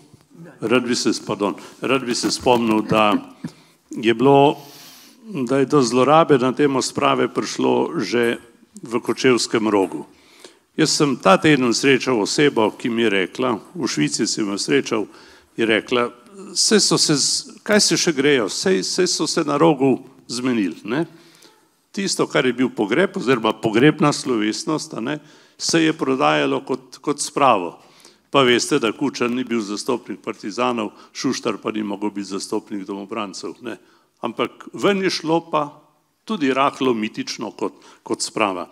Jaz sem spoznal veliko ljudi, ki so se spravili na podoben način, kot je gospod Hribar razlagal. Poznal sem gospoda Jožeta Mavsarja, eden od preživelih iz tistega groznega pokola oziroma zažiga pri nas na Dolenjskem. In je šel, to je tudi javnosti slovenski znano, in je odpustil. Ampak kaj je pri nas problem? Da smo v popolnoma asimetrični situaciji. Oni ne vidijo potrebe, da bi se jim karkoli odpuščalo, ker niso nič dobrega naredili, ker so sam svobodo proizvajali. Mi nimamo dialoga, nas različnost ne bogati, to je slovenski problem. Mi imamo zdaj na delu ekipo, ki izhaja iz koncepta sovražnika, pri čemer je komunizem dokazal posebno moč v svojem času in menijo, da se naredi boljšo družbo tako, da odstraniš tiste, ki mislijo drugače. Jaz sem 42 let živel tam, nekateri med vami dlje, in jaz sem mislil, da smo se od tega proglasili tisti dan, ko je Bučar ob sprejetih sklepih o osamosvojitvi povedal, da je danes zaključena državljanska vojna. Pa se mi je zgodilo pred 2 leti, da so me 3krat v Ljubljani trojke, moram reči trojke, ker so bili po 3 mladi ljudje, so me zmerjali za fašista sredi Ljubljane. Enkrat pri Šestici, enkrat pri Maksimu, enkrat pri Cankarjevem domu. In jaz sem relativno miroljuben Dolenjec, sem rekel, fantje, gremo na 2 deci, pa smo pomenili, kaj bo na dnevnem redu. So rekli, s fašisti se ne pogovarjamo. Gospa Vrečko, naša kulturna oziroma ministrica za kulturo, je šla na Čebine, ukinila je pa muzej osamosvojitve. Torej, mi smo zdaj v enem obratu, ki ga moramo razumeti. Sem zmeraj vesel, kadar doktor Žežman reče, mrtvi govorijo, ampak ne bo drugače, če ne bo spregovorili tudi živi. Zato sem vesel tega, kar smo danes slišali za to mizo. In ko sem omenjal gospoda Mavsarja, poznam še več takih, ki so odpustili. Na osebni ravni se je veliko odpuščanja zgodilo. Kako je bilo sprejeto, je druga zadeva, ampak jaz sem veliko bil med Slovenci po svetu, velikokrat v Argentini. Jaz nisem slišal maščevalnega stavka, zahteve po maščevanju. Kvečjemu zahtevo po lustraciji, ki je takrat ni bilo mogoče izpeljati, ker bi potem imeli nadaljevanje druge vojne. In slišali smo pa v naši deželi z najvišjega vrha besede pozabimo preteklost. Razumem, zakaj je do te izjave prišlo. Sem pa tudi na televiziji rekel, naj si eden dovoli ali drzni enemu samemu Judi reči, naj pozabi preteklost. Bi ga rad videl. Pustimo zdaj, kaj vse se dogaja zdaj v Izraelu, ampak pozabiti preteklost je nekaj najbolj nekulturnega, najbolj nekulturni poziv. Ne? In zdaj vam bo povedal eno zgodbo, ki je povezana s Šentjoštom, meni ste jo že slišali. Name se je obrnila oseba tretjega oziroma drugega kolena, katere stari oče ima na vesti, mislim, da več kot 40, če se prav spomnim zdaj, pobitih ljudi prav pri vas, v Šentjoštu. Še priimek je spremenil potem. In ta oseba, ki se je rodila še eno generacijo kasneje kot jaz, že jaz nisem vojno doživel, me je prosila, če odpustim njenemu staremu očetu. In to je bila zame velika zadrega. Sem rekel, kdo pa sem jaz? A sem jaz Šentjošt, a sem se izboril, sem koga?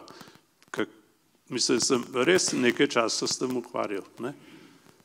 In sem potem več izrazov tega odpuščanja doživel. Tudi na Šentjoštu sem ga srečal. Ne?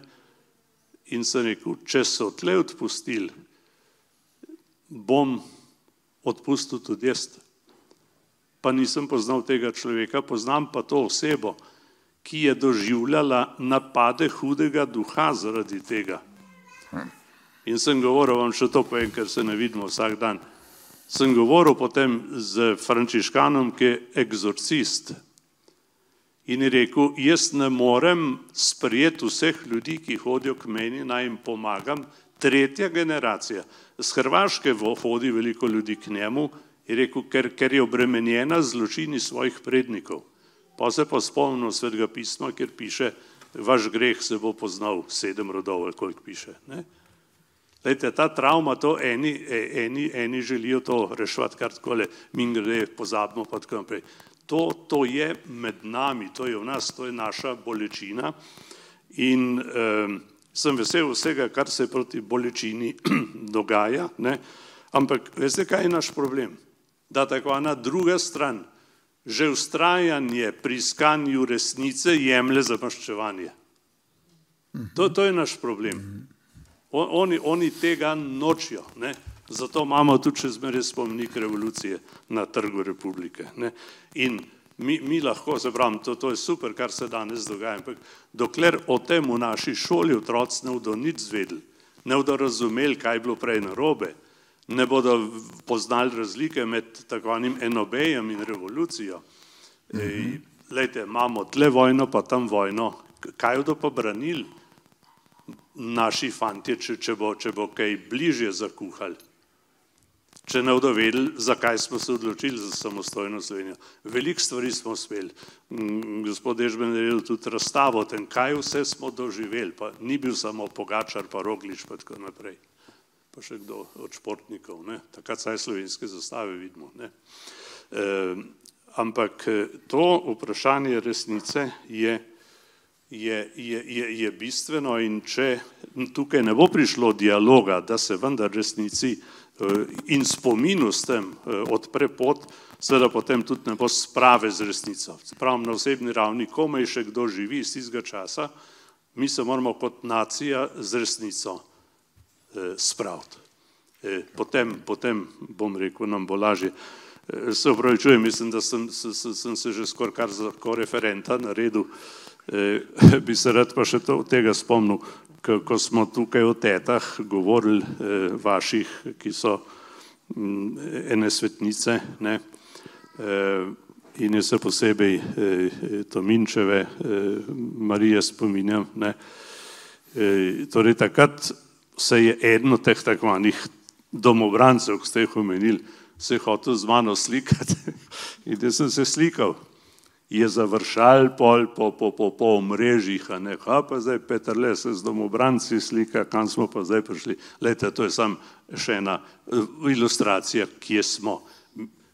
Ti ljudje nas zaposlujejo s terminologijo iz let 41, 45, pa še malo naprej seveda, ne. In to kar nekako prenašamo, bi rekel, ne.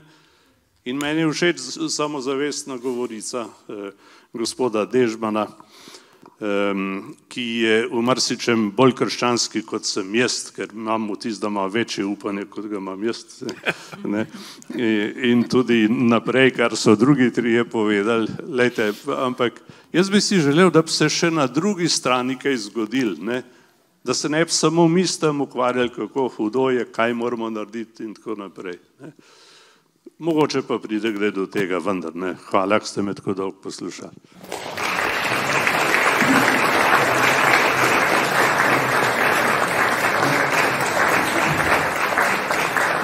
Poglejte, jaz bi sam, zdaj sem opazil šele Igorja Omerza tamle.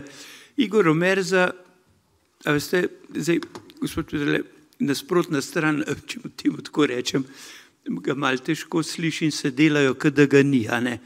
Ampak kar naenkrat ima Igor Omerza pač 1 meter knjig, ki so tukaj in neusmiljeno pričajo.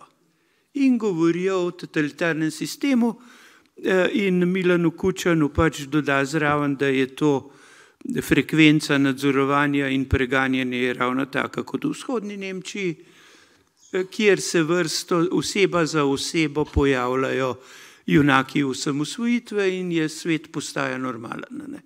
Pa kakorkoli se mučijo, je Igor tukaj in v dobri formi. Ne?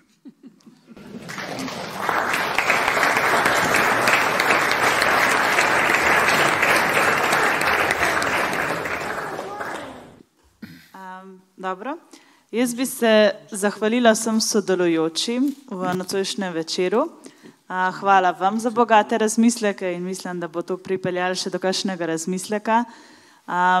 Slišali smo mnogo načinov, kako soočanja z resnico in s preteklostjo in hkrati tudi prihodnostjo, ki iz tega izhaja. Tako da eden izmed načinov nas tukaj tudi danes obkroža. Čez poletje je bila v manjši cerkvici svetega Jošta razstava iz cikla Preobrazba sveta akademskega slikarja Jošta Snoja in so tudi tukaj neke slike, ki kažejo to preobrazbo sveta, ki se dogaja, ki pa upamo, da se še bo na marsikater način. Še enkrat pa hvala res vsem 4 sogovornikom, ki so prek odpiranja bolečih tem nekako zarezali tudi v en slovenski prostor in gotovo slovensko kulturno krajino in upamo, da iz tega pride še mnogo dobrega. Hvala vam.